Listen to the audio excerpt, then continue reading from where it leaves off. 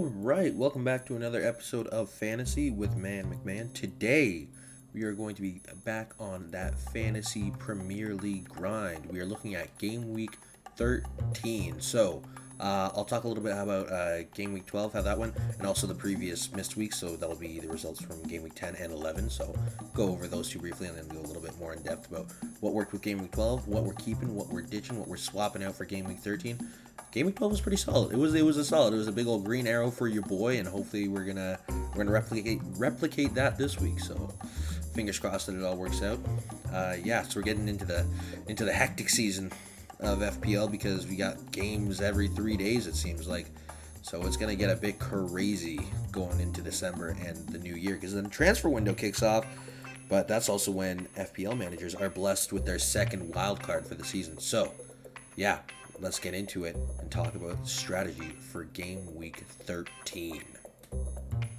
Alright, so first off, let's talk about the previous results. So I'll go over quickly Game Week 10 and Game Week 11. Basically, Game Week 10 was bad. It was bad. I put up, I think, 49 points, and I had -4 transfer deduction. What all happened because Laporte got a red card, which is great. My star that week was Ramsdale, so I mean he performed well, but everybody else was mediocre at best. Like it was Ramsdale, Rafinha, and that was it. That was pretty much it in terms of my positives from that week. But then I kept literally identical team, did not change anything for game week 11. And instead of putting up 49 points, the team puts up 75 points. So, it just goes to show you how fickle Fantasy Premier League can be. So that one, yeah, it was a decent week. And then for Game Week 12, I had 2 free transfers saved up, and I used those. Very, very wisely. So I brought in Cancelo, and I brought in Mbeumo. Mbeumo was just to make the money match up so I could bring Cancelo. I had Cancelo with 12 and Trent with 15. Captain Salah, it worked out pretty well. And I'll just, yeah, this is the squad. This is the team. Ramsdale and that, I knew it wasn't gonna be good, but I knew he would at least get some saves, so it would be salvageable. And because I was originally thinking about maybe transferring him out for Gaeta from Palace, and it turns out that would have been a waste of a transfer because he didn't even keep the clean sheet either. So it all worked out in the end. The defense carried. Love to see it. Salah, he at least he salvaged it a bit. It could have been and should have been a higher haul, but I'll take a 16. Bernardo, solid goal. Armstrong, I think, got an assist. What I was kicking myself for is I shouldn't have, I don't know why, but I goofed. I should have started Laporte, and then if he had not played, Livramento would have just subbed it anyway, but I didn't, so left his 5 on the bench. And Josh King, I kind of figured.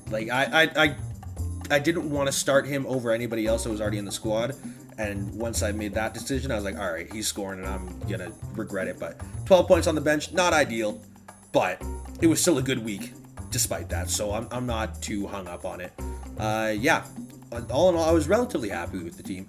Son was a bit of a disappointment, but by that point, I had already had a decent enough return from the week that it wasn't super devastating. But same thing with Antonio and Havertz.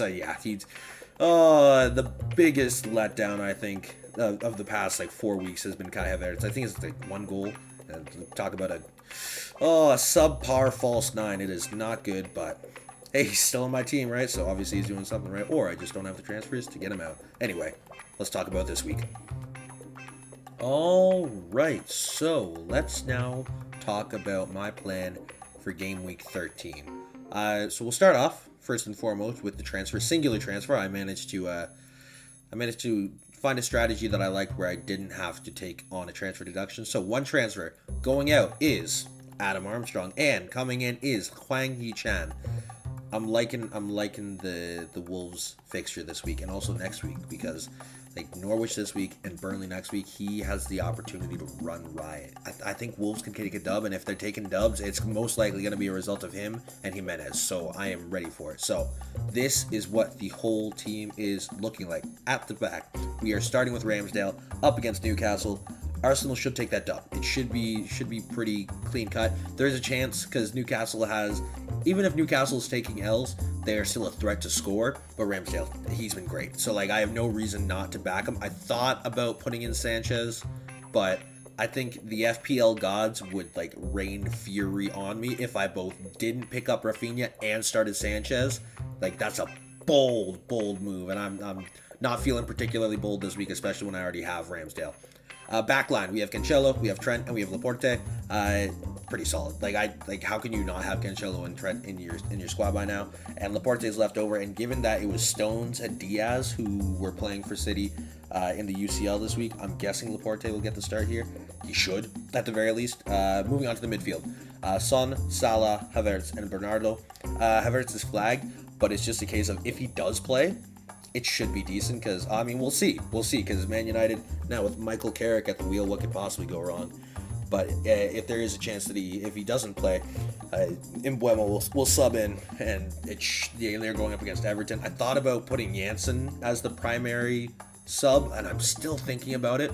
I might actually swap it last minute to put Janssen as the first sub, and that's all assuming that Havertz doesn't play.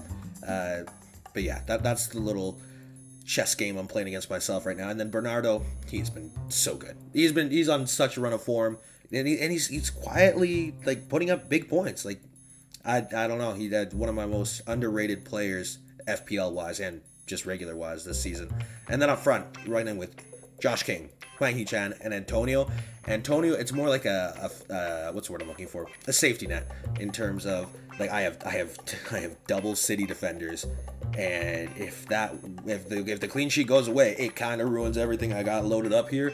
And chances are, if that clean sheet's going away, it's because of that man right there. Oh, the Jamaican wonder doing work for West Ham this year. So we'll see. I'm rocking with Salah as my captain. I thought about putting like one of the defenders because like this could be a good haul week for defenders, especially Cancelo and Trent. But I'd rather miss out on a bigger haul than try and overthink it and then make one of the defenders captain and Salah just goes off for a hat trick because it's Southampton. Like he should run riot. Emphasis on the should, because sometimes Salah doesn't do what he's supposed to do. And then Son, a little bit concerned because he's had like a couple weeks of not performing up to expectations, but this is Burnley. It's another great chance for him to bounce back. Spurs are hopefully getting adjusted to Conte. We'll see. I didn't go after Kane because even Harry Kane, where has he gone? Nobody knows. But if that Son Kane link up is working, I'm at least going to benefit on half of that, right? So I'm pleased with the team. I'm liking it. Yeah.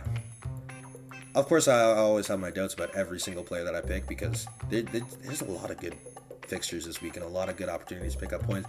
Like I thought about bringing back Rafinha, but I don't know. It's just it's so up in the air. There is no guaranteed points this week. I'm really hoping Josh King can pull off something cool against Leicester because Leicester have not kept a clean sheet since game week 1. So come on, Josh, get her done. Same thing with Hwang. So both Norwich this week. I already talked about this, but Norwich this week, Burnley next week.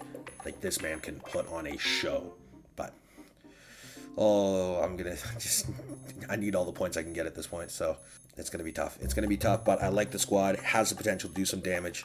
Hopefully it goes well. All right, well that about does it for me. Yeah, if you enjoyed, feel free to leave a like, comment, subscribe, all that good stuff. And yeah, I hope your team performs well this week. And if not, I hope you at least enjoy the games because Chelsea, Man United, that's gonna be. Ooh.